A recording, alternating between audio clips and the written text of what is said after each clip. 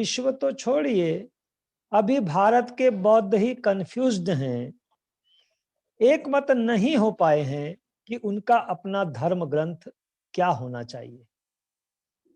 बाबा साहब अंबेडकर को बोधिसत्व माना गया, दुनिया के 6 विद्वानों में से वो एक माने गए, जिन्हें सिंबल ऑफ नॉलेज कहा गया, और उन्होंने केवल बौद्ध धर्म का ही अध्ययन नहीं किया, बल्कि दुनिया की तमाम विचारधाराओं का बहुत बारीकी से अध्ययन किया और ये महसूस किया कि मानवता के कल्याण के लिए दूसरी जो भी धार्मिक विचारधाराएं हैं वो पूर्णतः मानवता का कल्याण नहीं कर सकती हैं।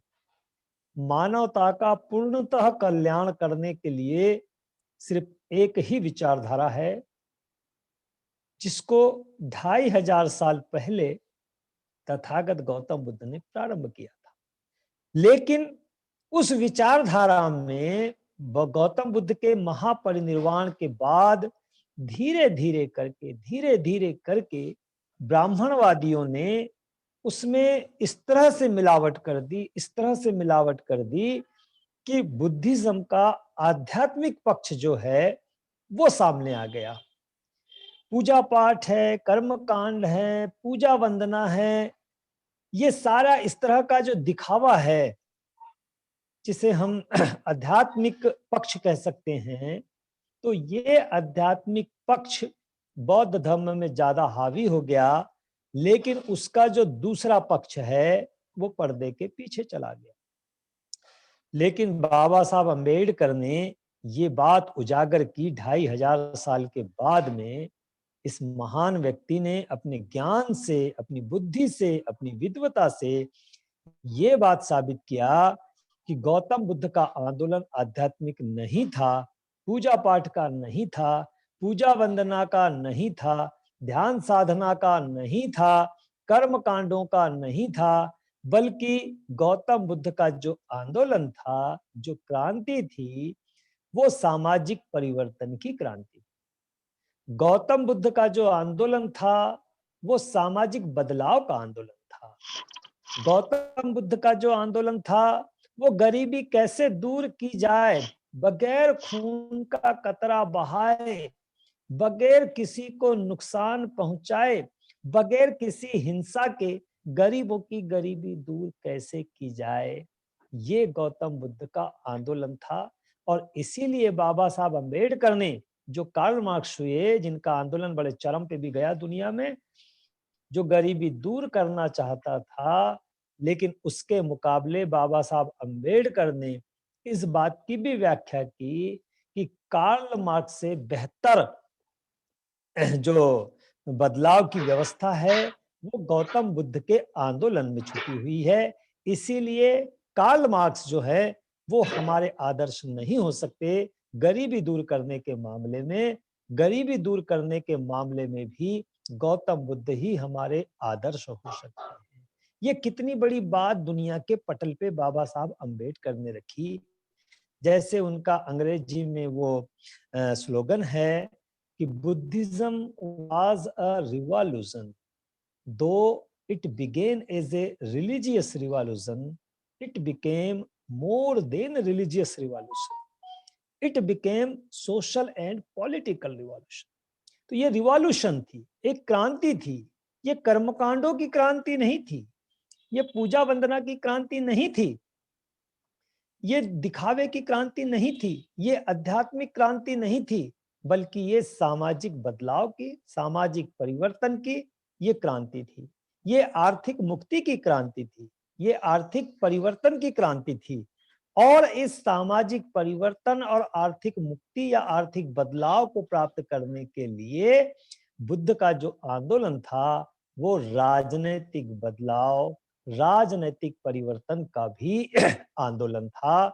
और इसी वजह से ये आंदोलन जब कामयाब हुआ तो बाबा साहब अंबेडकर ने लिखा कि जो शूद्र कभी कल्पना नहीं कर सकते थे कि हम इस देश में कभी शासन करती कौम बन सकते हैं, तो बुद्ध की उस क्रांति का परिणाम था, उस सामाजिक और आर्थिक क्रांति का परिणाम था कि बाद में उस क्रांति के परिणाम स्वरूप इस देश में शूद्रों का शासन भी आया, शूद्रों की सत्ता भी आई। और वो सत्ता केवल मौज मस्ती के लिए नहीं आई, क्योंकि उस पर गाहे बगाहे जो कंट्रोलिंग इन्फ्लुएंस था, जो नियंत्रण था, जो मार्गदर्शन था, वो वास्तव में भिक्खु संघ का था। और इसीलिए वो जो शूद्रों का राज आया, वो जो मौर्य वंश का राज आया, वो जो सम्राट अशोक का राज आया, तो वो राज जो है वो कल्याणकारी राज्य साबित हुआ, क्योंकि वो गरीबों का मददगार साबित हुआ वो शासन। और इसीलिए उसे कल्याणकारी राज्य माना गया, क्योंकि उसके पहले सैकड़ों सालों से, हजारों सालों से इस देश का जो गरीब वर्ग है उसका केवल धर्म के नाम पर शोषण होता रहा, शोषण होता रहा, और धर्म के नाम पर उन्हें गरीब बना के रखा गया। तो बुद्ध की जो क्रांति थी, उस क्रांति के परिणाम स्वरूप जो शासन आया, उस शासन ने इस देश में गरीबों का बहुत बड़ा सामाजिक बदलाव भी लाया, आर्थिक बदलाव भी लाया। और इसीलिए उस काल को कल्याणकारी राज्य के साथ ही साथ भारत के इतिहास में जितना भी शासन रहा है, उस शासन में उस युग को स्वर्ण काल माना गया, स्वर्ण युग माना गया। तो ये जो बुद्ध की क्रांति को परिभाषित बाबा साहब अम्बेडकर ने किया कि वो वास्तव में सामाजिक परिवर्तन की क्रांति थी, आर्थिक परिवर्तन, आर्थिक मुक्ति की क्रांति थी, और राजनैतिक सत्ता इस देश में शूद्रों के हाथ में होनी चाहिए, इसकी वो क्रांति थी, इसका वो आंदोलन था। इसी बात को बाबा साहब अम्बेडकर ने 2500 साल के बाद में अपने ज्ञान से, अपनी विद्वता से इस बात को परिभाषित किया, इसको साबित किया। और वो ये चाहते थे कि हम दुनिया के मुकाबले में किस तरह से खड़े हो सकते हैं। तो इसके लिए उनको जो मौके मिले, उन मौकों का बाबा साहब अम्बेडकर ने भरपूर फायदा उठाया, और भरपूर फायदा उठाकर बाबा साहब अम्बेडकर को जो मौके मिले, उन मौकों की वजह से इस देश में लोकतंत्र भी स्थापित हुआ, संविधान की रचना भी हुई, एक वोट का हमको अधिकार भी मिला। और बाबा साहब अम्बेडकर ने संविधान में इस तरह के प्रावधान किए कि इस देश में हम बगैर एक खून का एक कतरा बहाए, बगैर किसी हिंसा के, बगैर किसी जान को जोखिम में डाल के, बगैर संविधान का उल्लंघन किए हम इस देश में सामाजिक बदलाव भी ला सकते हैं, आर्थिक बदलाव भी ला सकते हैं। और अपने देश में ही हम अपनी जो हमको सैकड़ों सालों से या हजारों साल से हमको शासन करने का मौका नहीं मिला है, तो हम इस देश में शासन करने वाली कौम भी बन सकते हैं। इस बात को बाबा साहब अम्बेडकर ने बहुत ही सूक्ष्म तरीके से, बहुत बारीक तरीके से इसको स्थापित किया। अपने दौर में, बाबा साहब के दौर में बहुत बड़े पैमाने पे सामाजिक रूप से आंदोलन चले, आर्थिक रूप से आंदोलन चले, राजनीतिक भी बाद में, जैसे आरपीआई का आंदोलन बहुत बड़े पैमाने पे गया। लेकिन बाद में राजनीतिक महत्वाकांक्षाओं ने हमारे उस राजनीतिक बदलाव के आंदोलन को कमजोर किया। ये जो हमें अपनी महत्वाकांक्षाएं बहुत बलवती होते जाती हैं, हम कहते जरूर हैं कि हम अम्बेडकरवादी हैं, हम बुद्धिस्ट हैं, लेकिन हमें जो कूट कूट भरा होता है वो महत्वाकांक्षी होती है। जैसे हमारे राष्ट्रीय कार्यकारी अध्यक्ष जी ने कहा अपने एम्स एंड ऑब्जेक्ट्स के मसले पर कि इसका एक उद्देश्य तो मैं नहीं, धम्म है। तो ये जो हमारी महत्वाकांक्षा होती है, अहंकार जो होता है, वो हमको ही लेकर नहीं डूबता है, वो हमारी संस्थाओं को भी लेकर डूब जाता है। और इसीलिए बाबा साहब के दौर में या बाबा साहब के मृत्युपरांत जो पार्टी सामने आई, तो वो महत्वाकांक्षाओं की वजह से, अहंकार की वजह से उसका कमजोर होना ये साबित आया। नहीं तो राजनीतिक रूप से हम बहुत तेजी से आगे बढ़ सकते थे और एक बहुत बड़ी ताकत बन के हम उभर सकते थे। तो बाबा साहब अम्बेडकर के इस आंदोलन को समझना, बाबा साहब अम्बेडकर भी जय जयकार के लिए नहीं है, दिखावे के लिए नहीं है। बाबा साहब अम्बेडकर का जो आंदोलन था, अपने जीते जी जो उन्होंने आंदोलन चलाया, वो सामाजिक परिवर्तन का आंदोलन चलाया कि हम भी इस देश के नागरिक हैं, हमारा भी जैसे इस देश में उच्च वर्णीयों का सम्मान है, इस तरह से हमारा भी सम्मान होना चाहिए।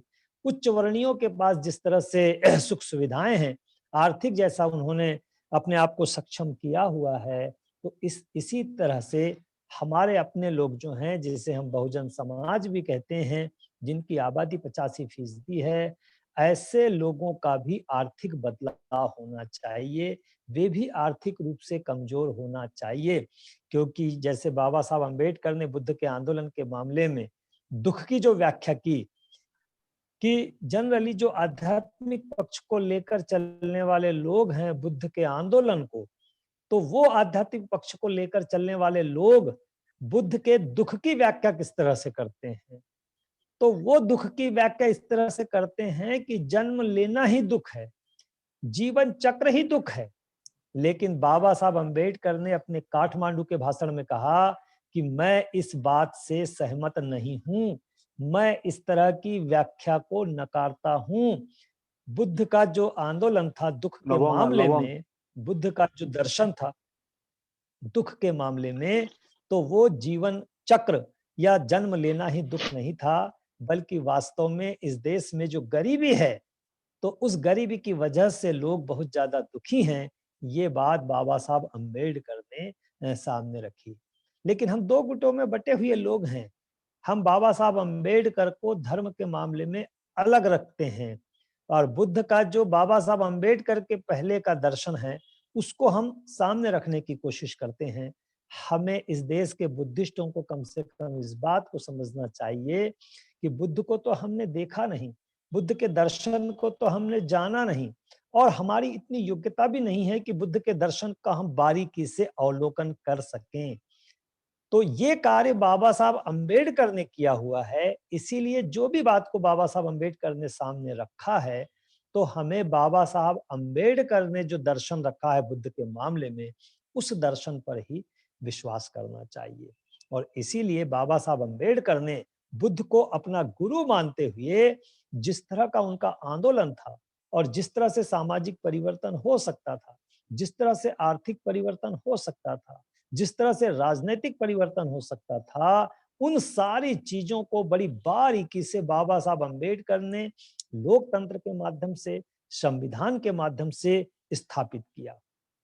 बाद में बाबा साहब अम्बेडकर के महापरिनिर्वाण के बाद में उनका जो सामाजिक आंदोलन था वो कमजोर हुआ, जो आर्थिक मुक्ति का आंदोलन था वो कमजोर हुआ, जो राजनीतिक परिवर्तन का आंदोलन था वो कमजोर हुआ। लेकिन हमारे लिए खुशकिस्मती इस बात की रही कि मान्यवर साहब कांसीराम जी का पदार्पण हुआ, और जब कांसीराम साहब का पदार्पण हुआ तो उन्होंने बाबा साहब अम्बेडकर के आंदोलन को बहुत बारीकी से जांचा, बहुत बेहतर तरीके से समझा, और समझने के बाद में कांसीराम जी ने बाबा साहब अम्बेडकर को भारत के नक्शे पर फिर से उभार कर लाया कि बाबा साहब का जो आंदोलन था वो जय जयकार का आंदोलन नहीं था, जयंतियों का आंदोलन नहीं था, पूजा पाठ का आंदोलन नहीं था, मूर्तियों का आंदोलन नहीं था, बल्कि बाबा साहब का जो आंदोलन था वो सामाजिक परिवर्तन का आंदोलन था, आर्थिक परिवर्तन का आंदोलन था, और राजनैतिक बदलाव का आंदोलन था, राजनैतिक सत्ता का आंदोलन था। और ये सारी चीजों को बड़े बेहतर तरीके से, जैसे एक माला में एक माली जो है वो फूलों को चुन चुन कर पिरोता है और एक सुंदर माला, सुंदर पुष्पहार का रूप देता है, तो इसी तरह से मान्यवर कांसीराम साहब ने बुद्ध को, कबीर को, संत रविदास जी को, संत गाडगे जी को, संत घासीदास जी को, चोखा मेला को, पेरियार रामा स्वामी नायकर को, महात्मा ज्योतिबा फुले को, छत्रपति राजर्षि शाहू महाराज को, बाबा साहब अम्बेडकर को, ऐसे जितने भी हमारे संत हुए, गुरु हुए, महापुरुष हुए, मसीहा हुए, जिन्होंने अपने अपने समय में इस देश में बहुत कार्य किए, जान को जोखिम में डालकर कार्य किए, सारे महापुरुषों के इतिहास को उन्होंने सामने लाया, और बाबा साहब अम्बेडकर के इस आंदोलन को हम किस तरह से कामयाब कर सकते हैं, इसकी मुहिम देश में शुरू किया। और इस सामाजिक बदलाव के लिए, आर्थिक बदलाव के लिए राजनैतिक बदलाव के लिए उन्होंने जब कार्य किया तो केवल कार्य ही नहीं किया बल्कि उसको संभव भी करके दिखाया। उत्तर प्रदेश में बहन कुमारी मायावती की उत्तर प्रदेश जैसे बड़े राज्य में 5 बार सरकार भी बनी, 1 बार बहुमत के आधार पर सरकार बनी। तो इस तरह का कार्य मानवर कांशीराम साहब ने किया। तो ये जो महत्वपूर्ण बात है कि वास्तव में हमारा आंदोलन क्या है, ये समझना और उसके लिए सभी को उसी एक दिशा में समर्पित होना, ये महत्वपूर्ण होता है। लेकिन इसमें ये बात आती है कि हम ये अपेक्षा करें कि सारे लोग एक हो जाएं, सारे लोग संगठित हो जाएं, सारे संगठन एक मंच पर आ जाएं, तो इसमें थोड़ी कठिनाई होती है। इसीलिए बेहतर ये होता है कि जो ये आंदोलन चला रहे हैं, उन आंदोलन चलाने वालों की जिम्मेदारी क्या बनती है कि वो राष्ट्र को अपने पक्ष में कर लें। जैसे हम ब्राह्मणवादी आंदोलन को देखते हैं, जिसका जिक्र भी आया था राष्ट्रीय स्वयंसेवक संघ का, कि 1925 में उसका निर्माण हुआ। तो उन्होंने किस तरह की कार्यप्रणाली को अख्तियार किया कि आज पूरा देश उनके समर्थन में खड़ा है। वो हिंदू राष्ट्र बनाना चाहते हैं, तो अन्य धार्मिक विचारधाराओं को वो दोयम दर्जे पर रखना चाहते हैं।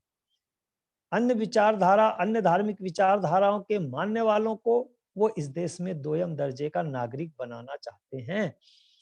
तो उसकी कार्यप्रणाली के विपरीत जब आप बुद्धिज्म की कार्यप्रणाली को अपनाना चाहते हैं, अंबेडकरवादी कार्यप्रणाली को अपनाना चाहते हैं, या कांसीराम जी की कार्यप्रणाली को अपनाना चाहते हैं, तो हमारी भी ये जिम्मेदारी बनती है कि उस कार्यप्रणाली के तहत हम किस तरह के लोगों का निर्माण करें, किस तरह के लोगों को हम सामने लाएं, जिसके आधार पर हमारी अपनी जो कार्यप्रणाली है वो विकसित हो, हमारा आंदोलन कामयाब हो। अन्यथा तो हम ये देखते हैं कि आज देश में ब्राह्मणवाद के मुकाबले हमारे जितने भी आंदोलन हैं, जितने भी संगठन हैं, आज वो बहुत कमजोर हैं, मुकाबला करने के लायक नहीं है। तो ब्राह्मणवाद से मुकाबला करने के लिए, और अकेले ब्राह्मणवाद ही नहीं, दुनिया की दूसरी और धार्मिक विचारधाराओं के मुकाबले हम अपने आप को कैसे श्रेष्ठ साबित करें, इसके लिए बुद्ध के आंदोलन से प्रेरणा लेकर, जिसको बाबा साहब अम्बेडकर ने बुद्ध और उनका धम्म, जो हमारा महान धार्मिक ग्रंथ है, उससे प्रेरणा लेकर, जिसमें बाबा साहब अम्बेडकर ने इस बात को उजागर किया, तो उससे प्रेरणा लेकर और बाद में कांसीराम जी का नेतृत्व जब हम देखते हैं, तो कांसीराम जी ने नेतृत्व किस तरह का दुनिया के सामने पेश किया, तो आप लोग सब जानते हैं, हम लोग सब जानते हैं कि कांसीराम जी ने किस तरह का उदाहरण पेश किया। तो कांसीराम जी ने जो उदाहरण पेश किया कि मैं अपना अब किसी प्रकार का परिवार नहीं बनाऊंगा, मेरा जो पुराना परिवार से रिश्ता रहा है, अब मैं वो अपने पुराने परिवार से किसी प्रकार का रिश्ता नहीं रखूंगा, मेरे पास अब किसी भी प्रकार की कोई संपत्ति नहीं रहेगी। ये इस तरह का उदाहरण कांसीराम साहब ने पेश किया, जिसको बाद में बहन कुमारी मायावती ने भी फॉलो किया। लेकिन बाद में हम देखते हैं कि जो महत्वाकांक्षी लोग हैं, जिन्हें राजनीतिक भविष्य अपना उज्जवल दिखाई देता रहा, ऐसे लोग संस्था में आते हैं और फिर वो अपनी दुकान चलाते हैं, और उस वजह से हमारा जो आंदोलन है वो कमजोर होने लगता है। बुद्ध ने भी जो किया था, बुद्ध ने क्या किया था कि बुद्ध ने, तथागत ने, जब उन्हें ज्ञान की प्राप्ति हुई, तो ज्ञान की प्राप्ति कहाँ हुई? ज्ञान की प्राप्ति उन्हें बोध गया में हुई। लेकिन क्या उन्होंने बोध गया से अपना प्रचार शुरू किया? क्या उपदेश देना उन्होंने बोध गया से शुरू किया? नहीं किया, क्योंकि वो जानते थे गृहस्थों के बीच में अपनी विचारधारा को यदि वो प्रचारित भी करेंगे, प्रसारित भी करेंगे, तो गृहस्थ लोग जो हैं वो बहुत से उनका जीवन जो होता है वो बहुत कुछ दोषपूर्ण होता है।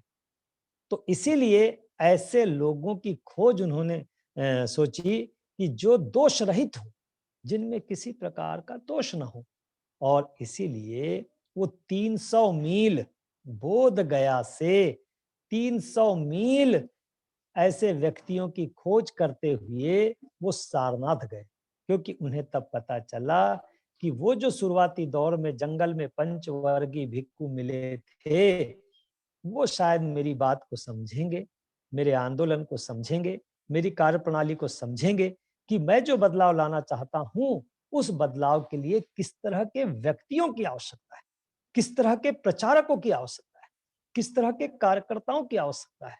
तो वो 300 मील दूर पैदल, जबकि बोध गया में वो प्रचार प्रसार कर सकते थे, उपदेश दे सकते थे, लेकिन वहां उपदेश नहीं दिया। वो सारनाथ गए। सारनाथ में वो पंचवर्गीय भिक्खु मिले। पंचवर्गीय भिक्षुओं को सारी ट्रेनिंग देकर, सारा प्रशिक्षण देकर उन्होंने भिक्षु संघ की संकल्पना को साकार किया। वो भिक्षु संघ क्या था? वो भिक्षु संघ जो था, सामाजिक बदलाव के लिए, आर्थिक बदलाव के लिए, राजनीतिक बदलाव के लिए खड़ा किया गया संघ था। और ऐसा संघ जिस पर ब्राह्मणवाद किसी प्रकार का कोई दोषारोपण न कर सके, किसी प्रकार का कोई नुक्स ना निकाल सके, किसी प्रकार की कोई कमजोरी ना निकाल सके। ये बात बहुत समझने की है। ये बहुत महत्वपूर्ण बात है कि बुद्ध का आंदोलन हजारों साल तक कैसे कामयाब हुआ। और बाबा साहब ने लिखा है कि बुद्ध तो अपने जीवन में पैदल चले, उसका भिक्षु संघ पैदल चला, संपत्ति से दूर, परिवार से दूर। और पैदल चलने वाला भिक्षु संघ जो केवल उत्तर भारत में कार्य करता रहा, लेकिन बाद में वो उत्तर भारत से पूरे भारत में फैला, और पूरे भारत में फैलने के बाद वो दुनिया के कोने कोने में पहुंचा। लेकिन आज हम अपनी विचारधारा को नहीं बढ़ा पाते हैं। इसलिए नहीं बढ़ा पाते हैं क्योंकि जैसे बादल जी ने कहा कि हम प्रशिक्षण पर तो जोर देते हैं, लेकिन व्यक्ति के निर्माण पर जोर नहीं देते हैं। हम में कई कमजोरी हो सकती है, तो कमजोरी रहित, दोष रहित व्यक्तियों का निर्माण करना, प्रचारकों का निर्माण करना, कार्यकर्ताओं का निर्माण करना, ये बहुत महत्वपूर्ण है। और नहीं तो संगठन कभी कामयाब हो नहीं सकते, कितनी भी अच्छी विचारधारा होगी। जैसे बाबा साहब का उदाहरण आता है मेझिनी के मामले में, कि मेझिनी कहता था कि विचारधाराएं अपने आप चलती है। बाबा साहब ने कहा मैं इस तर्क को मानता नहीं हूं। विचारधारा भी मर जाती है यदि उसको चलाने वाले लोग सही ना हो तो। जैसे बगीचे का उदाहरण उन्होंने दिया कि यदि सही माली किसी बगीचे को नहीं मिलेगा, तो कितना भी अच्छा बगीचा होगा वो मुरझा जाएगा, वो खत्म हो जाएगा। और इसीलिए विचारधारा को फलने फूलने के लिए, उसके प्रचार प्रसार के लिए अच्छे प्रचारक होना, सही प्रचारक होना, ये बहुत जरूरी है। हम जरूर कहते हैं कि मैं मिशनरी हूं, मैं समर्पित हूं, लेकिन फिर भी हमें बहुत से कमजोरियां होती है। तो कमजोरियां रहित व्यक्तियों का निर्माण करना, ये बुद्ध का आदर्श हमें सिखाता है। बुद्ध की कार्यप्रणाली हमें सिखाती है कि निर्माण करना अलग चीज है, प्रशिक्षित करना अलग चीज है। तो संघ के माध्यम से बुद्ध ने दोष रहित प्रचारकों की फौज खड़ी किया था। तो आज के दौर में दोष रहित व्यक्तियों का का संघ खड़ा करना, जिसे श्रमण संस्कृति भी कहा जाता है, तो श्रमण संस्कृति को फिर से खड़ा करना, क्योंकि आज ब्राह्मणवादी व्यवस्था भी जो कामयाब हो रही है, तो उन्होंने भी प्रशिक्षण से ज्यादा निर्माण को महत्व दिया और श्रमण संस्कृति को उन्होंने कामयाब किया, जिसे हमारे से कहते हैं। तो एक पक्ष श्रमण संस्कृति को लेकर कामयाबी की ओर तेजी से बढ़ता जा रहा है, और हम बौद्धों ने, जिसने दुनिया को श्रमण संस्कृति सिखाया, तो आज हम बौद्धों के पास या अंबेडकरवादियों के पास में श्रमण संस्कृति नहीं है।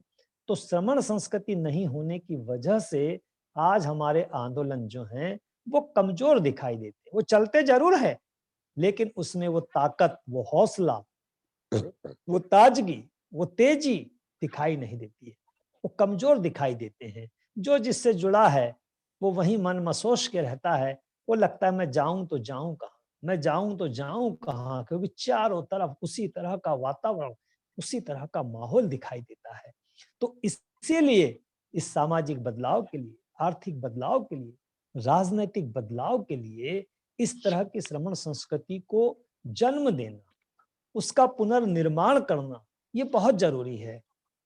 और वही जो श्रमण संस्कृति है, उसके जो प्रचारक होते हैं, उसके जो कार्यकर्ता होते हैं, वो समाज के सामने बुद्धिजीवी के रूप में खड़े होते हैं।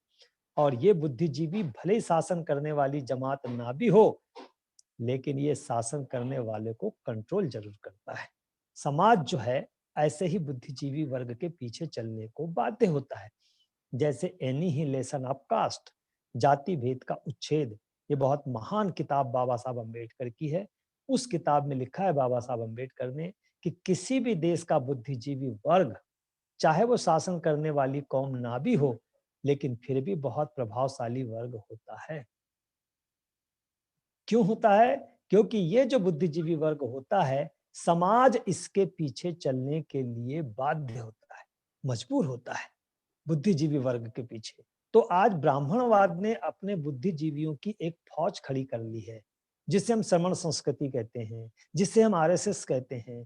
तो आज हिंदू समाज पूरा उसके पीछे चलने के लिए मजबूर हो गया है, उसके पीछे चलने के लिए बाध्य हो गया है। और इसीलिए जैसा वो पुराने जमाने का सामाजिक ढांचा खड़ा करना चाहता था, आर्थिक ढांचा खड़ा करना चाहता था, राजनीतिक ढांचा खड़ा करना चाहता था, तो उसमें उसको कामयाबी मिलती जा रही है। और उसी का परिणाम है कि आज उसकी प्रदेश में ही नहीं बल्कि केंद्र में भी सत्ता है। और वो धीरे धीरे करके, क्योंकि उनके ग्रंथों में ही लिखा है, किसी भी माध्यम से हमें शासन करना चाहिए, चाहे साम हो, चाहे दाम हो, चाहे दंड हो, चाहे भेद हो। तो साम दाम दंड भेद के हिसाब से हमें शासन करना है। तो वो अपने मकसद में कामयाब होते जा रहे हैं, क्योंकि हिंदू समाज उस श्रमण संस्कृति को फॉलो कर रहा है, और वो करेगा ही, क्योंकि उसकी वो तरीका ही है। ये चीज हमें फिर से निर्माण करने की आवश्यकता है।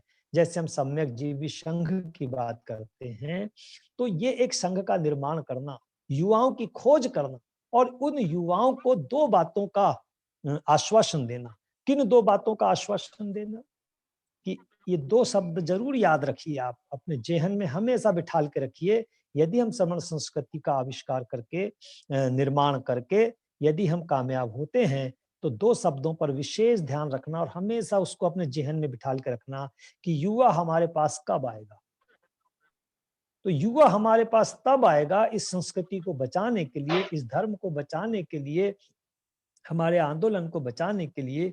युवा तब आएगा जब हम उसे सुरक्षा का आश्वासन देंगे, जीवन भर की सुरक्षा का आश्वासन देंगे।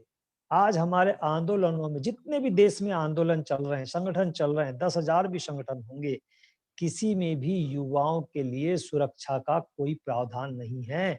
और इसीलिए गृहस्थ तो काम करता है, लेकिन गृहस्थ अपने बच्चों को उस संगठन में काम करने के लिए कभी नसीहत नहीं देता है। क्यों नहीं देता है? क्योंकि उन संगठनों में युवाओं के लिए मरते दम तक की कोई सुरक्षा नहीं है। काम करना है करो, नहीं करना है मत करो। तो हम जो नौकरी पेशा लोग हैं, या जिसकी रोजी रोटी चल रही है, हम जो गृहस्थ लोग हैं, हम आंदोलन से जरूर जुड़ जाते हैं और फिर नसीहत देते हैं कि जिधर जवानी झुकती है, देश उधर चला जाता है। ये बेकार की बातें हैं। जिधर जवानी जाती है तो जवानी कब जाएगी? युवा कब आएगा? जब उसे हम सुरक्षा का, जीवन भर की सुरक्षा का आश्वासन देंगे, संस्था के माध्यम से, संगठन के माध्यम से, संघ के माध्यम से। केवल कहने भर से काम नहीं चलेगा। आपकी कार्यप्रणाली इस तरह होना चाहिए, आपके संगठन का ढांचा इस तरह का होना चाहिए कि युवा जो है उसको सुरक्षा मिले। और दूसरी महत्वपूर्ण बात से आप हमेशा याद रखिएगा कि उस युवा का, जब वो अपना गृह त्याग करके आए, जब वो अपना परिवार त्याग करके आए, जब वो अपनी संपत्ति त्याग करके आए, जब वो अपना घर त्याग करके आए, अपना गांव, अपना शहर त्याग करके आए और इस मूवमेंट के लिए वो समर्पित कार्यकर्ता बने, तो ऐसे उस कार्यकर्ता को, ऐसे उस संघ के सदस्य को सुरक्षा के साथ साथ सम्मान मिलना चाहिए। और सम्मान कितना मिलना चाहिए, ये बुद्ध से हमें सीखने मिलता है। ये हमें उस ब्राह्मणवाद से भी सीखने मिलता है कि उस श्रमण का या उस प्रचारक का सम्मान गृहस्थ से ऊपर होना चाहिए। चाहे वो गृहस्थ राजा भी होगा, चाहे वो गृहस्थ कलेक्टर भी होगा, चाहे वो गृहस्थ मजिस्ट्रेट भी होगा, तो उस युवा का सम्मान इन सब से ऊपर होना चाहिए। जब तक हम सुरक्षा के मामले में, जब तक हम सम्मान के मामले में युवाओं को आकर्षित नहीं करेंगे, उसको समझाइश नहीं देंगे या अपने संगठन का ढांचा इस तरह का नहीं बनाएंगे, तो हमारे जैसे गृहस्थ लोग, क्योंकि थोड़ा बहुत पढ़ लिख कर बोलने की आदत होने की वजह से व्याख्या करते चले जाएंगे। बहुत अच्छा लग रहा है, बहुत अच्छा शिविर हुआ, बहुत अच्छा कार्यक्रम हुआ, बहुत अच्छा सम्मेलन हुआ, उसने वहां वो कहा तो उसने वो कहा। ये 60-65 साल से यही चला आ रहा है, लेकिन संस्थाएं कोई कामयाब नहीं है। तो भाइयों, उपासकों, आप इस बात को विशेष ध्यान रखिए कि राष्ट्रीय बौद्ध महासभा जो है, ये सामाजिक बदलाव के लिए है, आर्थिक बदलाव के लिए है, और इस देश में बहुजनों का राज आना चाहिए, इसके लिए भी है। लेकिन वो संभव किस तरह से होगा? तो वो संभव होगा एक श्रमण संस्कृति के माध्यम से। तो आरबीएम के छांव तले, आरबीएम के संरक्षण में, आरबीएम के साथ में एक ऐसे संघ का भी निर्माण होना चाहिए जिसे सम्यक जीवी संघ भी हम कह रहे हैं। तो उसमें युवाओं को हमें लाना होगा, जो युवा इस क्षेत्र में आना चाहते हैं, क्योंकि हमारी जो दूसरी कमजोरी है, आज देश में जितने भी अम्बेडकरवादी हैं, जितने भी बुद्धिस्ट हैं, अपने बच्चों से क्या अपेक्षा करते हैं? तो अपने बच्चों से ये अपेक्षा करते हैं कि वो डॉक्टर बने, वो कलेक्टर बने, वो मजिस्ट्रेट बने, है वो पीएससी में सिलेक्ट हो, ये यूपीएससी में सिलेक्ट हो, खूब पैसा कमाए। हम अपने बच्चों को कभी ये नसीहत नहीं देते कि कलेक्टर बनने से भी बड़ा कार्य, डॉक्टर इंजीनियर बनने से भी बड़ा कार्य, ये सामाजिक बदलाव का कार्य है, आर्थिक बदलाव का कार्य है, राजनीतिक बदलाव का कार्य है। बुद्ध ने कौन सा मार्ग चुना? संत कबीर जी ने कौन सा मार्ग चुना? संत रविदास जी ने कौन सा मार्ग चुना? पेरियार जी ने कौन सा मार्ग चुना?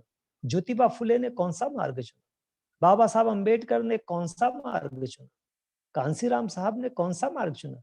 उन्होंने कलेक्टर बनने का मार्ग नहीं चुना, उन्होंने थानेदार बनने का मार्ग नहीं चुना, उन्होंने मजिस्ट्रेट बनने का मार्ग नहीं चुना।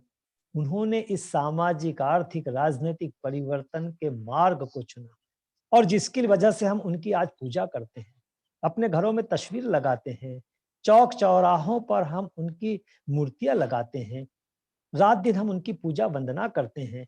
तो क्यों करते हैं? क्योंकि उन्होंने पेट भरने का बीड़ा नहीं उठाया, बल्कि सामाजिक बदलाव का बीड़ा उठाया।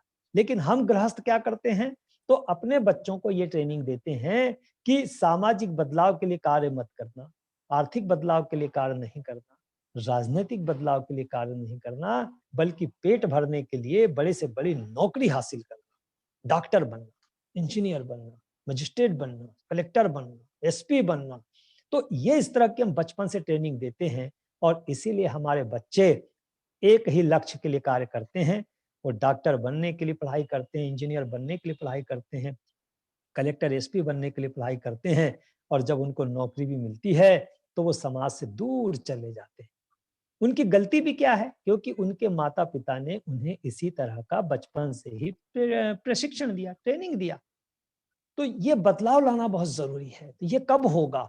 जब हम अपने समाज के सामने एक युवा को खड़ा करेंगे सम्यक जीवी के रूप में, फिर दूसरे युवा को खड़ा करेंगे सम्यक जीवी के रूप में, जो गृह त्याग करके आएगा, जो संपत्ति का त्याग करके आएगा, जो अपने स्थान का त्याग करके आएगा, सारी तृष्णाओं को खत्म करेगा, सारी महत्वाकांक्षाओं को खत्म करेगा, और समाज के सामने एक रोल मॉडल की तरह खड़ा होगा, मॉडल ऑफ द सोसाइटी बनकर खड़ा होगा, और एक बुद्धिजीवी वर्ग को हम खड़ा करेंगे इस तरह से। और जब इस तरह की संस्कृति को हम डेवलप करेंगे, जब इस तरह के हम संघ का निर्माण करेंगे, जब इस तरह के हम सम्यक जीवी संघ का निर्माण करेंगे, जो इस परिवर्तन के लिए प्रेरित होगा, जो 24 घंटे इस तरह का कार्य करेगा, और ब्राह्मणवाद किसी भी मामले में उस पर किसी प्रकार का दोषारोपण नहीं कर पाएगा, हमारे अपने भी लोग उस पर दोषारोपण नहीं कर पाएंगे। तो ये ऐसा एक बुद्धिजीवी वर्ग जब खड़ा होगा, ये रोल मॉडल खड़े होंगे, ये मॉडल ऑफ द सोसाइटी खड़ा होगा, जिसको बाबा साहब अंबेडकर ने torch bearer of the society भी कहा, कि ये जो टॉर्च बेयरर होंगे, जो हमारे आगे आगे चलेंगे, रास्ता दिखाते हुए हमारे आगे आगे चलेंगे, तो टॉर्च इनके हाथ पे होगा, चारों तरफ अंधेरा है, ये टॉर्च लेकर आगे आगे चलेंगे, तो समाज जो है इनको फॉलो करेगा। इनके पीछे पीछे चलेगा। जैसे मैंने वो एनिहिलेशन ऑफ कास्ट का कहा कि in no country does the mass of people live the life of intelligent thought and action, it is largely initiative and follow the intellectual class. इसका आशय क्या है? तो बाबा साहब अंबेडकर ने जाति भेद के उच्छेद में बताया है, किसी भी देश की साधारण जनता सिद्धांतों को नहीं मानती है, नहीं जानती है, वो केवल बुद्धिजीवी वर्ग का अनुसरण करती है, बुद्धिजीवी वर्ग को फॉलो करती है। तो ऐसे बुद्धिजीवी वर्ग जो है ये प्रशिक्षण से तैयार नहीं होते हैं, इनका निर्माण करना पड़ता है। बुद्ध ने अपने जमाने में निर्माण किया और इसीलिए उसने दुनिया में बहुत बड़ा परिवर्तन लाया। तो आज हमें राष्ट्रीय बौद्ध महासभा के संरक्षण, राष्ट्रीय बौद्ध महासभा की छांव तले सम्यक जीवी संघ का भी निर्माण करना बहुत जरूरी है, जिसमें दो बातों का आश्वासन देना युवा वर्ग को, जो अपना सब कुछ त्याग करके आएगा, एक त्यागी पुरुष के रूप में स्थापित खड़ा होगा इस बदलाव के लिए, तो उसे सुरक्षा देना, जीवन भर की सुरक्षा देना कि चाहे वो बूढ़ा हो जाए, चाहे वो बीमार हो जाए, चाहे वो कमजोर हो जाए, तो उसे वापस कभी घर जाने की आवश्यकता ना पड़े। संस्था जो है, संगठन जो है, वो उसकी रक्षा करेगा, उसकी देखभाल करेगा, उसकी सेवा करेगा, उसका सब कुछ ख्याल रखा जाएगा। और सम्मान के मामले में क्योंकि उसका दर्जा जैसे बुद्ध ने अपने जमाने में रखा था, या आज ब्राह्मणवादी संस्था ने उसका दर्जा रखा है, या आज चाहे मोहन भागवत भी है और नरेंद्र मोदी भी है, लेकिन नरेंद्र मोदी से बड़ा दर्जा मोहन भागवत का है। तो ये इस तरह से हम अपने अहंकार को, अपनी सीनियरिटी को, या अपनी इन सब बातों को भुलाकर यदि हम ऐसा निर्माण करते हैं तो हमारी विचारधारा भी जन जन तक जा सकती है। और अकेले हम इस देश के अम्बेडकर वादियों को इस माध्यम से प्रभावित नहीं कर सकते। इस माध्यम से हम बहुजन समाज पूरा जो है, नहीं तो दलितों का आंदोलन बनकर हमारा रह जाएगा, पूरे बहुजन समाज को हम अपने साथ जोड़ सकते हैं। जैसे बाबा साहब अम्बेडकर ने कल्पना की थी पूरे बहुजन समाज को जोड़ने की, कांसीराम साहब ने उसको काफी हद तक कामयाब भी बनाया। लेकिन आज आज इस बात की आवश्यकता है कि उस बहुजन समाज को अपने पीछे चलने के लिए बाध्य करना जरूरी है। तो बाध्य करने के लिए ऐसे युवाओं की तलाश करना जो इस क्षेत्र में आना चाहते हैं, तो हम उन्हें सुरक्षा भी देंगे, हम उन्हें सम्मान भी देंगे, और फिर उनको किस तरह की ट्रेनिंग देना है, किस तरह का प्रशिक्षण देना है। जैसे बाबा साहब ने भिक्खु संघ के बारे में लिखा कि एक भी युवा जब बुद्ध के संघ में आता था तो उसे 6 साल तक ट्रेनिंग दी जाती थी, 6 साल तक उसे परिपक्व बनाया जाता था, और जब वो परिपक्व हो जाता था तब जाके उसे अपने धर्म के प्रचार प्रसार के लिए भेजा जाता था। और किधर भेजा जाता था? तो जिस दिशा में कोई दूसरा भिक्खु नहीं गया है उस दिशा में भेजा जाता था। बहुजन हिताय बहुजन सुखाय लोकानुकंपाय अत्था हिताय, तो उस दिशा में उसको भेजा जाता था, क्योंकि उस पर विश्वास हो जाता था कि अब ये कहीं पर भी हार मानने वाला नहीं है किसी भी मसले को लेकर। तो ऐसा ही हमें निर्माण करना आज की आवश्यकता है। और युवा कहीं से भी मिल सकता है, जरूरी नहीं कि वो मध्य प्रदेश से मिलेगा, जरूरी नहीं कि वो उत्तर प्रदेश से मिलेगा, वो उड़ीसा से भी मिल सकता है, वो राजस्थान से भी मिल सकता है, वो बंगाल से भी मिल सकता है, वो तमिलनाडु से भी मिल सकता है, कहीं से भी मिले। आज हमारे पास में एक युवा हैं जो आज सम्यक जीवी के रूप में हैं, जिन्हें भोपाल में रखा गया है, आजाद बौद्ध जी हैं। तो आप उन्हें भी अपने प्रदेश में बुलाइए और उनका भी मार्गदर्शन लीजिए, उनका अनुभव अपने साथ में शेयर कीजिए कि उन्हें क्या परेशानी आ रही है, किस तरह का वो कार्य कर रहे हैं, क्या वो इस कार्य से संतुष्ट हैं। तो आप अपने प्रदेशों में हमारा शिविर कराने के साथ ही साथ उन्हें भी आमंत्रित कीजिए और देखिए कि एक सम्यक जीवी की कार्य किस तरह के हैं।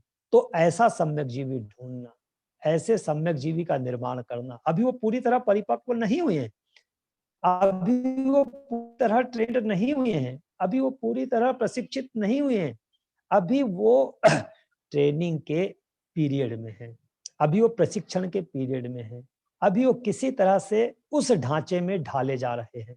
जैसे कच्ची मिट्टी को एक कुम्हार ढालता है और बाद में उसे आग में तपाता है, तब जाके हमें वो मटके के रूप में या किसी भी पात्र के रूप में सामने आता है। तो अभी इस प्रक्रिया के दौर से आजाद बौद्ध जी गुजर रहे हैं। लेकिन जब 1 से 2 होंगे, 2 से 3 होंगे, 3 से 4 होंगे, जब संघ का रूप सामने आएगा, तब हमें उसकी वास्तविक सच्चाई, उस संघ की वास्तविक सच्चाई हमको देखने के लिए मिलेगी। इसलिए उपासक बंधुओं, मैं आप सभी लोगों से आग्रह करता हूं, जो दूसरे भी स्टेट से और कोई जुड़े होंगे, उनसे भी आग्रह करता हूं कि एक बार इस प्रयोग को कामयाब करना बहुत जरूरी है। ये देखने के लिए ही सही कि क्या इससे ऐसा बदलाव आ सकता है? क्या बुद्धिस्ट समाज या क्या बहुजन समाज इस वर्ग को फॉलो कर सकता है? क्या ये समाज, बहुजन समाज इस वर्ग का, इस श्रमण का अनुसरण कर सकता है? ये देखने के लिए ही सही हमें ये प्रयोग कामयाब करना बहुत जरूरी है। और यदि ऐसा हो जाता है और यदि हमें सफलता मिल जाती है, तो आने वाली पीढ़ियां हमें इसके लिए बहुत बहुत धन्यवाद करेगी।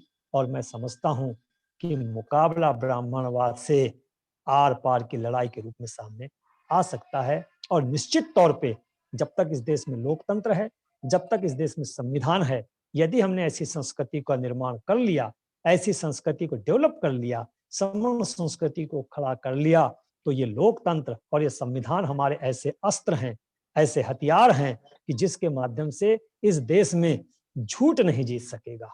बुद्ध की जो क्रांति थी वो सत्य की क्रांति थी, कबीर की जो क्रांति थी वो सत्य की क्रांति थी, संत रविदास जी की जो क्रांति थी वो सत्य की क्रांति थी, ज्योतिबा फुले की जो क्रांति थी वो सत्य की क्रांति थी, बाबा साहब अम्बेडकर की जो क्रांति थी वो सत्य की क्रांति थी, मान्यवर साहब कांसीराम की जी की जो क्रांति है वो सत्य की क्रांति है। जीत सत्य की ही होगी, लेकिन सत्य को जिताने के लिए, सत्य को विजयी बनाने के लिए उसी तरह के सत्यनिष्ठ प्रचारकों की आवश्यकता है। वो प्रशिक्षण से तैयार नहीं होंगे, उनका निर्माण करना पड़ेगा। तो उनकी तलाश करके हम ऐसे संघ का भी निर्माण करेंगे, इसी आरबीएम के बैनर तले, इसी आरबीएम की छांव तले, इसके संरक्षण में।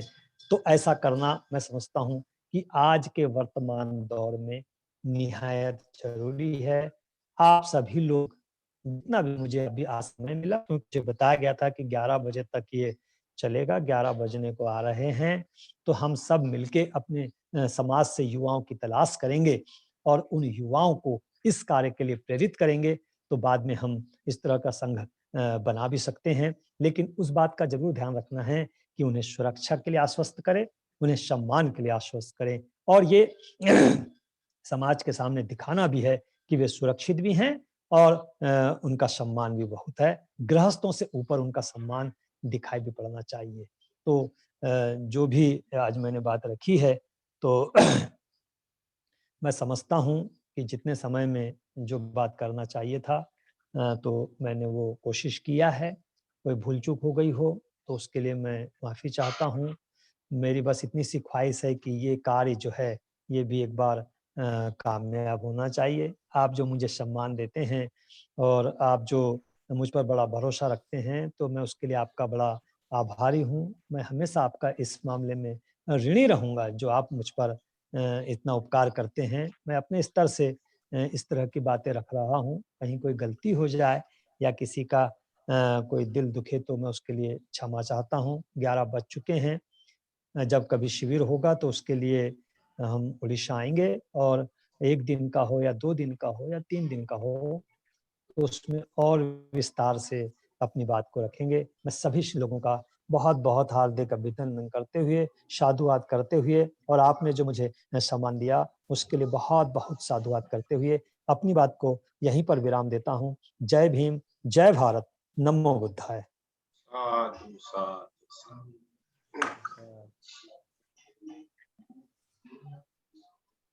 बहुत बहुत धन्यवाद हमारा राष्ट्रीय आचार्य इंजीनियर किशोर बोस जी। आपने बहुत ही महत्वपूर्ण बिंदु पर चर्चा आज किए हैं और बहुत कुछ सीखने को मिला है हमारे सभी साथी को। और मैं अपनी तरफ से और हमारा उड़ीसा का प्रदेश की तरफ से आपको बहुत बहुत आभार प्रकट करता हूं। और जब उड़ीसा में हम लोग जो कैंप करेंगे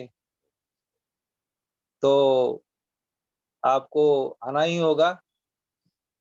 और साथ साथ में आपने जो आजाद बोस जी की बात भी कहे हैं, उनको भी आमंत्रण करेंगे।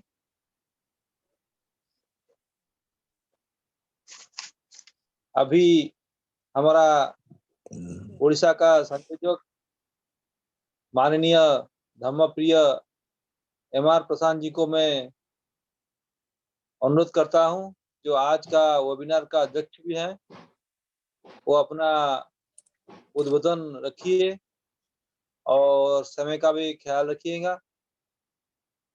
माननीय धम्मप्रिय एम.आर. प्रशांत जी।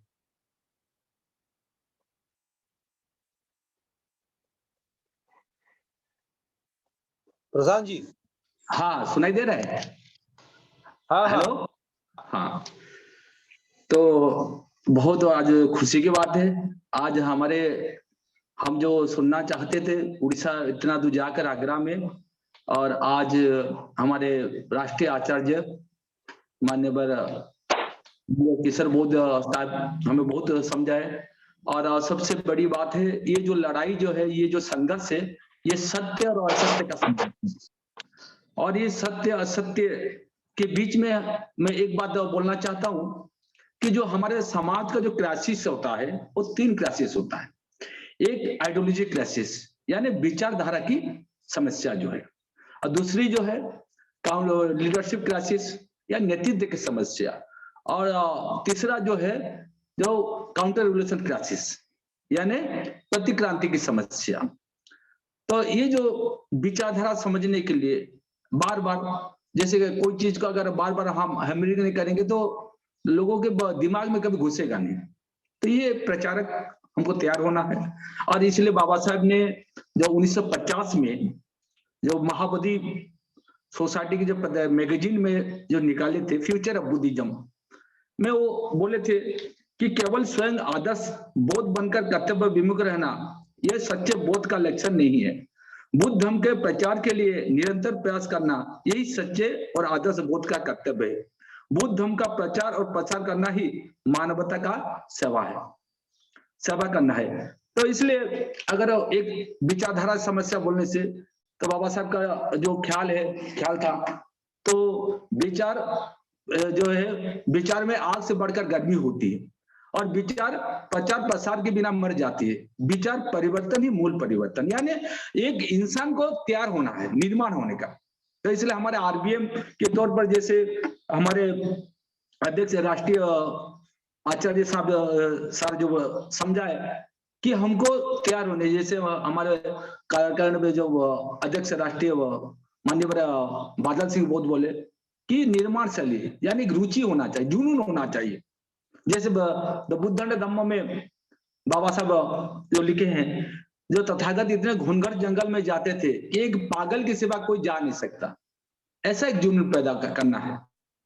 बाबा साहब क्या नहीं किए, सब अपने चारों पुत्र जो, ये अपने बच्चों का जीवन, अपने पत्नी का जीवन सब त्याग किए। जब यानी इनके ऊपर एक समाज की जो पीड़ा का अनुभव था। और इसी तरह फिर माननीय काशीराम साहब, इन्होंने भी एक जुनून की तरफ निकल पड़े। वो एक साइंटिस्ट थे, तो साइंटिस्ट होते हुए वो उतना नाम कमाना नहीं, वो बोले कि नहीं, समाज की जो रोग है, बीमार है, इसको ठीक करने का है। तो इसी तरह जो खतरा है आज, तो हमारे सामने कोई मुस्लिम लोगों से खतरा नहीं है। और बाबा साहब एक बात जो बोले थे कि एक चीज हमको दुश्मन को पहचानना बहुत जरूरी है।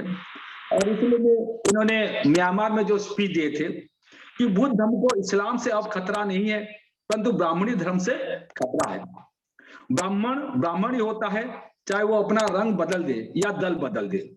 ये इसलिए है कि ब्राह्मण वर्गवार विषमता की व्यवस्था बनाए रखना चाहता है। इसी वर्गवार विषमता के कारण ब्राह्मण सबसे ऊपर बना बैठा है। बुद्ध धर्म समता में विश्वास रखता है। बुद्ध धर्म उनके सम्मान और ताकत के जड़ पर ही घाव करता है, इसलिए ब्राह्मणी धर्म उससे बैर करता है। ये पूरी तरह संभव है कि यदि ब्राह्मणों को बुद्ध धर्म के पुनरुत्थान का आंदोलन चलाने का नेतृत्व दिया जाए तो वो अपनी शक्ति उसे या तो हानि पहुंचाने में या दिशाहीन करने में लगा सकता है, ये लगा सकते हैं जरूर। इसलिए हमारे आंदोलन के कम से कम प्रारंभिक चरण में उन्हें सत्ता के अधिकार से वंचित रखने की सावधानी लेनी चाहिए। तो इसी तरह जो सत्ता में है, बाबा साहब एक बात बोलते थे कि हिंदू धर्म में एक राजनीति है जिसमें ब्राह्मणों का श्रेष्ठत्व जाहिर होता है। तो ये जो ब्राह्मण से जो होता है, जो ब्रह्मम जो जाने तीस ब्राह्मण, यानी भगवान का बुद्ध जानने वाला, तो यानी दुनिया में सबसे अंधविश्वास अगर बोलेंगे, जैसे कि ये स्वामी विवेकानंद बोले थे, ईश्वर सबसे बड़ा अंधविश्वास। और ईश्वर को अगर एक बार हम ले ले तो ईश्वर, एक बार कोई आदमी कोई इंसान अगर ईश्वर का अंधविश्वास को स्वीकार कर लेता है तो कई प्रकार के अंधविश्वास के लिए दरवाजा खुल जाता है। इसी तरह अगर हमें बुद्ध धर्म को अगर पुनर्जीवित करना है तो करने के लिए बाबा साहब के जो प्रारंभिक बातें बताई उनमें से सर्वाधिक महत्वपूर्ण और आवश्यक और कठिन दो बातें हैं। एक जो है, जैसे हमारे आचार्य सर जो समझाए थे, बुद्ध धर्म की एक छोटी किताब गोस्पेल होना चाहिए। तो और बुद्ध धर्म का उपासक बनने के लिए विधि बनाना बहुत जरूरी है और बाबा साहब ने संघ बनाई है, और वो है क्या, बुद्ध और उनका धम्म। बुद्ध यानी ये बाबा साहब का अंतिम अनुपम और सर्वलोक हितकारी पुस्तक, ये हमारे घर घर में रहना चाहिए। ऐसे तो एक जो आज के 20 साल पहले आप सुने होंगे, सूर्य भी एक सीरियल देता था जो सिद्धार्थ, तो इस सीरियल में एक चीज बहुत मुझे भी बहुत खेद लगा, मैं सुनता था। तो एक बात जो है जो इंग्लैंड में घर घर में पहुंच चुका है, वो किताब क्या है, पुस्तक, तो उसमें जानकारी मिला वो बुद्ध और उनका धम्म। तो ये किताब आज देखिए जो विदेश में जाकर हर घर में पहुंचा है, लेकिन आज हमारे घर में नहीं है। और जो है बाबा साहब दूसरे जो 22 प्रतिज्ञा बनाए, तो 22 प्रतिज्ञा बनाने का मतलब क्या है, तो 22 प्रतिज्ञा जो बनाए इनमें देखे कि जो बाकी लोग जो है गॉड बेस और सॉल बेस जैसे जितने भी धर्म है, और इन्होंने जो चौथा खंड में ये स्पष्ट कर दी है बाबा साहब तो बुद्ध और उनका धम्म में। और इसलिए जैसे कि हम देखते हैं ईसाई में बपतिस्मा क्रिश्चियन धर्म के स्वीकार करना दर्शाता है, और पादरी जो होता है हमें पादरी बनाना। तो ऐसे हमारे उपासकों के लिए कोई ऐसा नहीं था। इसलिए बाबा साहब क्या किए कि वो बोले कि एक परिपक्व यानी परफेक्ट इंसान बनना जरूरी नहीं है, हमको साबित करना, पहचान बनाना, वैश्विक पहचान बनाना बहुत जरूरी है। इसलिए केवल साथियों एक चीज बहुत ध्यान देना पड़ेगा, तो वहां जो बात बोले थे बाबा साहब 4 दिसंबर 1954 में रेगुन में म्यांमार, तो जो बोले थे उनमें से कुछ ऐसे बात है, जैसे वो बोले थे कि केवल पंचशील कहना पर्याप्त नहीं है, दूसरी अनेक ऐसी बातें जोड़ना आवश्यक है जिससे आदमी को यह महसूस हो कि वो अब हिंदू नहीं रहा और एक नया व्यक्ति बन गया। मैंने इसमें ये मैं बोलना चाहता हूं, मैंने Hindu Brahmin, a Hindu cannot live without a Brahmin, यानी उनका आदेश, उनका जातिवाद को मानते हैं। और हिंदू धर्म 2 कारणों से जीवित रहता है, एक जाति प्रथा और अंधविश्वास, और हिंदू धर्म कभी तर्क को विश्वास नहीं करता है, ये हमको मानना पड़ेगा। तो इसलिए एक समर्पित एक प्रचारक हमें होना है, और ये कर्तव्य है हर ब्राह्मण जैसे अपने आप को प्रचारक बनाता है। जैसे कि आज की आबादी देखे तो 2.5 यानी 3% जो मंडल कमीशन के हिसाब से 3% है, लेकिन वो प्रचारक समाज है। तो जब अपने आप को ब्राह्मण बोल सकते हैं तो हम अपने आप को क्यों नहीं बोल सकते हैं, बुद्धिस्ट क्यों नहीं बोल सकते हैं? तो इसमें आत्मसम्मान है, ऐसे जैसे भी वस्तुगत सुविधा हासिल करके आत्मसम्मान बहुत श्रेष्ठकर है। और फिर बाबा साहब क्या बोले कि हमें एक मेल जोल बढ़ाना बहुत जरूरी है। तो इसमें धम्म प्रचारक बनना चाहते हैं, उन्हें वहां बुद्ध का धम्म सिखाया जा सके, साथ ही अन्य धर्म का भी तुलनात्मक अभ्यास कराया जा सके। ये माने बुद्ध धर्म की सेमिनारी स्थापित करनी चाहिए। तो ऐसे ये हमारे आरबीएम इस तरह का कार्य कर रही है।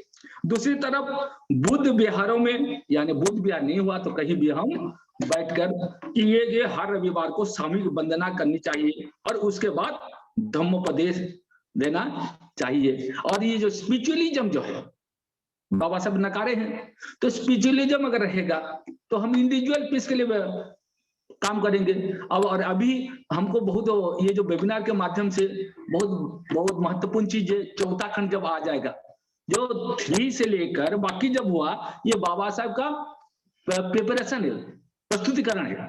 और उसके बाद जो बाबा साहब जो पहले जो लिखे थे, ये बोले कि हमारे भंते जी का मैं शैली को पसंद करता हूं, जिन्होंने बुद्ध चरित्र लिखे इसका मैं लिखा। और इनमें जो डिस्क्रिप्शन में जो दिए कि यानी 4 चीज को देखकर यानी मैं ये क्या किए थे, माने ग्रेट रेवोल्यूशन किए थे। तो 4 चीज एक इंसान माने 4 दिन माने ये जिंदगी में जो है 29 साल का उम्र का कोई व्यक्ति वो देख नहीं सकता। तो ठीक, तो इसी तरह हमको इसको आगे बढ़ाना है। और मैं लास्ट में बोलता हूं, जब 300 किलोमीटर दूरी पर आए तथागत बुद्ध ने बुद्ध गया से उर्वला से आए, तो रास्ते में एक उड़ीसा के 2 उपासक से मुलाकात हुई। वो यानी भल्लुक, तपस्वी और भल्लुक, और उन्होंने जो जाकर कहा इंडोनेशिया जावा वन्य सुमित्रा में इन्होंने धम्म का प्रचार शुरुआत किया। और इसी कड़ी में बाबा साहब ने भी डिक्लेयर कर दिए जो ये भिक्षु प्रधान ना होकर एक उपासक प्रधान होना चाहिए। तो बहुत साधुवाद। आज हम सोच रहे थे कि सभी तरह हमारे सारे भारतवर्ष में सब सुने, और इसी तरह हम लोग एक परिवार है, एक समाज है। जैसे बाबा साहब बोलते थे, मैं भारतीय हूँ, अंततः भारतीय हूँ, कोई सिंधी ना बने, कोई कर्नाटकी ना बने। तो इसलिए हम जम्बूद्वीप नागवंशी लोग हैं और हम बौद्ध लोग हैं, हम सब एक परिवार के हैं।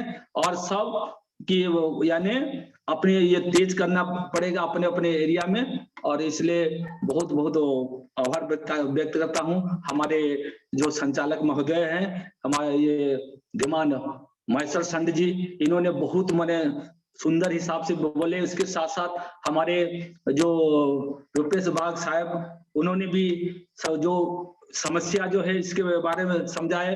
और जो हमारे जो वरिष्ठ हैं धीमान हरीश दीप सर, उन्होंने भी हमको बहुत कुछ सीखना, आगे सीखने के लिए, यानी एक लगाव लग गया है रज्जू के जैसा, रस्सी के जैसा।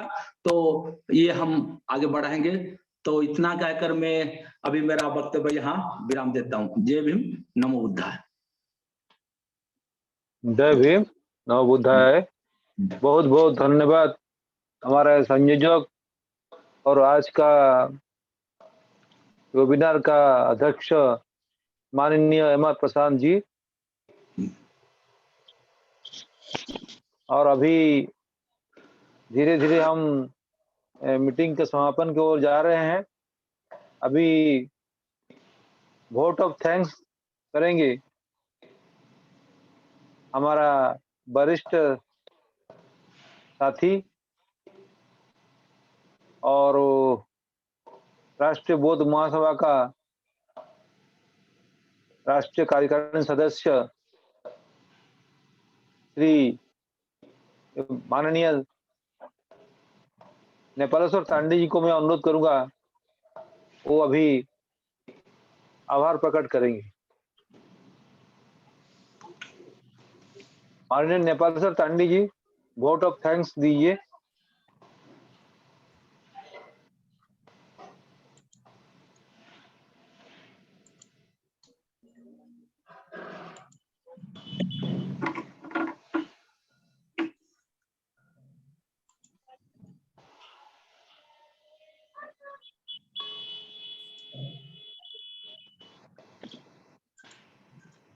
नेपालेश्वर तांडे जी, हाँ, आ रही है आवाज? आवाज आ रही है? आवाज आ रही है, आप बोलिए। धन्यवाद महेश्वर जी। वोट ऑफ थैंक्स या धन्यवाद प्रस्ताव देने के पहले आप हम सभी संतों गुरु को नमन करते हुए आज का वेबिनार में उपस्थित सभी उड़ीसा यूनिट को मेरा साधुवाद। सबसे पहले हम आज जूम में नहीं है, फिर भी हम धन्यवाद देते हैं हमारा मार्गदर्शक श्रद्धेय मान्यवर धर्म प्रकाश भारती बौद्ध जी, जो संस्थापक अध्यक्ष है राष्ट्रीय बौद्ध समाज की।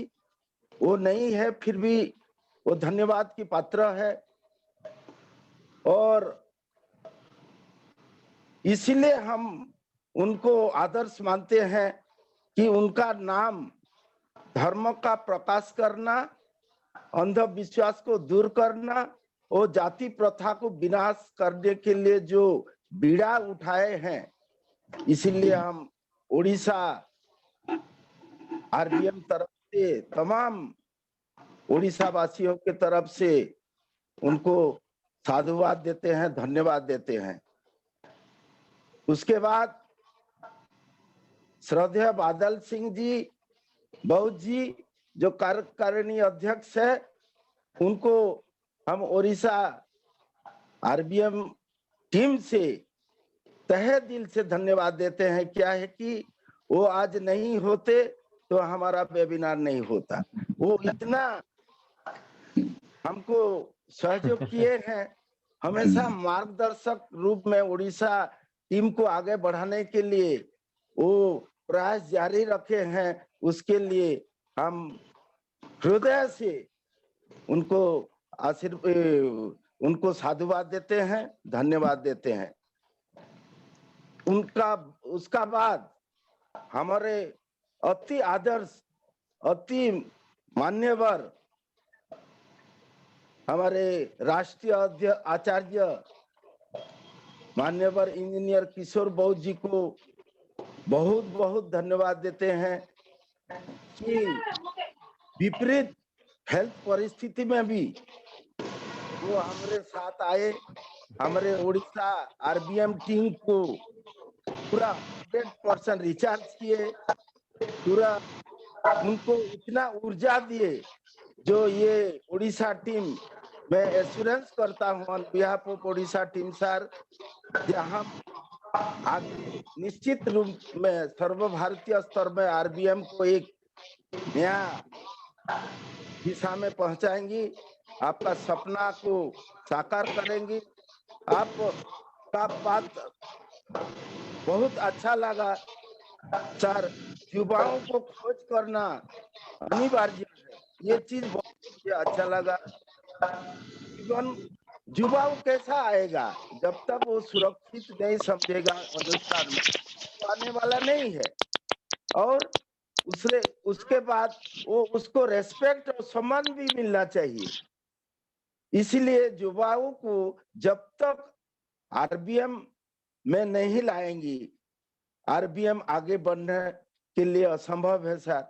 आपका ये बात को हम हमेशा उड़ीसा टीम याद रखेंगी, और आपको आमंत्रित अभी से कर रहे हैं कि उड़ीसा का जो कैडर कैंप होगा, आप निश्चित, आपका आशीर्वाद होना चाहिए, बादल सिंह जी का आशीर्वाद होना चाहिए, और प्रकाश सिंह भारतीय जी का भी ब्लेसिंग होना चाहिए। इसलिए हम आभारी हूं सर। और उसके बाद हम एमआर प्रशांत जी, जो हमारे संयोजक है, दिशा देते हैं उड़ीसा आरबीएम टीम को आगे बढ़ने के लिए जो अथक प्रयास करते हैं, उसके लिए हम तहे दिल से शुक्रगुजार हैं, धन्यवाद के पात्र हैं प्रशांत जी।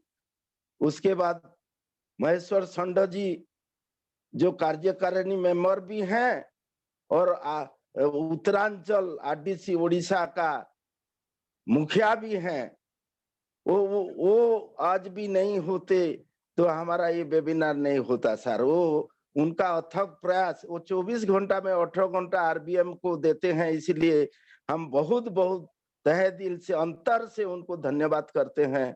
क्या है कि वो एक साथी है जो 18 घंटा, 24 घंटा से 18 घंटा आरबीएम का चिंता करते हैं। और हम भी वही युवा साथी को आगे बढ़ने के लिए हम भी उनको साथ देते हैं। उसके बाद हम धन्यवाद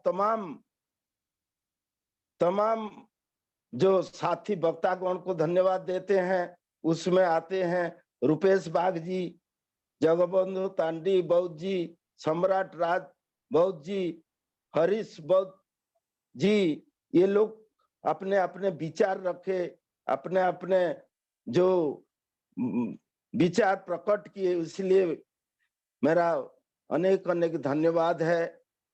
और जो उड़ीसा के बाहर जो बहुत साथी जुड़े हैं, जैसा कि बौद्ध विजय बौद्ध जी छत्तीसगढ़ का, और भी मध्य प्रदेश से और जम्मू कश्मीर से जुड़ने का भी था, वो साथी लोग को भी हम धन्यवाद देते हैं उड़ीसा की तरफ से। और धन्यवाद देते हैं जो तमाम साथी हो उड़ीसा की, जो ये जूम में आज पूरा 2-2.5 घंटा होने जा रहे हैं, पूरा श्रृंखलित हिसाब से पूरा धैर्य सहित जुड़े हैं, उसके लिए हम उनको अनेक अनेक धन्यवाद, शुभेच्छा। लास्ट में हम आशा करते हैं और विश्वास भी करते हैं जे सम्राट अशोक ये कलिंग है, और कलिंग सम्राट अशोक को हृदय परिवर्तन का दिशा दिया है। वो पहला ये ऐसा स्थान है सर जो कलिंग सम्राट अशोक का हृदय परिवर्तन हुआ है, और बुद्ध का शरण में सम्राट अशोक भी आए थे ये कलिंग से। इसलिए मेरा पूरा विश्वास है, तमाम उड़ीसा आरबीएम तरफ से आपको वादा कर रहे हैं जो उड़ीसा आरबीएम निश्चित रूप से आगे जाएगा। बुद्ध और बाबा साहेब और कांशीराम की विचारधारा को आगे ले जाएगा। यही विश्वास और आशा के साथ अब सभी साथियों को धन्यवाद देते हैं, और विशेष धन्यवाद देते हैं हमारा आईटी सेल, राष्ट्रीय आईटी सेल का मुखिया हमारे जो ये मुकेश बौद्ध जी को धन्यवाद देते हैं, और तमाम हमारे केंद्रीय कार्यालय आगरा का जो बहनें लोग हैं, जो साथी लोग हैं, वो लोग भी प्रयास किए हैं, अपने पर्सनल फोन किए हैं, और जो सक्सेसफुल ओडिशा का ये जूम को आज का जूम को सक्सेसफुल करने के लिए जो तमाम सभी का जो योगदान है, इसलिए सभी को मेरा तहे दिल से धन्यवाद। जय भीम, नमो बुद्धाय, जय भीम। सबको मेरा जय भीम हो। बहुत बहुत साधुवाद, धन्यवाद हमारा बड़े भाई माननीय नेपाल सर तांडी जी। अभी हम एमआर प्रशांत जी को आग्रह करते हैं यो मंगल गाथा शुभारंभ करें, और मंगल गाथा की समापन के बाद हमारा कार्यक्रम समापन होगा। माइक अनम्यूट कर सकते हैं सभी साथी, गाने सभी साथी अपना माइक अनम्यूट कर सकते हैं।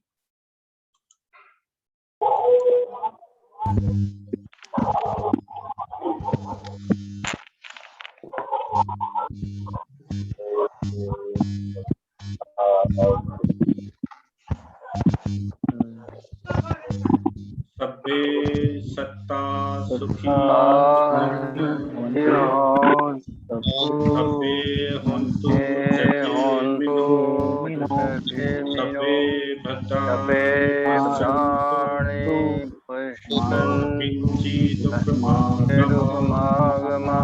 सब्बे सत्ता सुखी हन्तु सब्बे हन्तु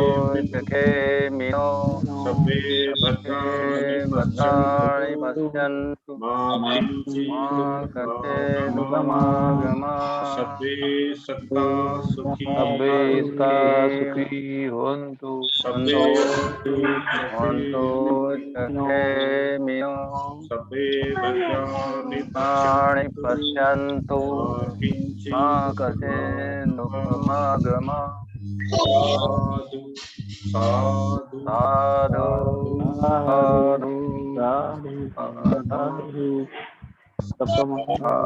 आज के वेबिनार के समापन की घोषणा की जाती है। सभी साथियों को बहुत बहुत आभार। नमो बुद्धाय, जय भीम। जो साथी इस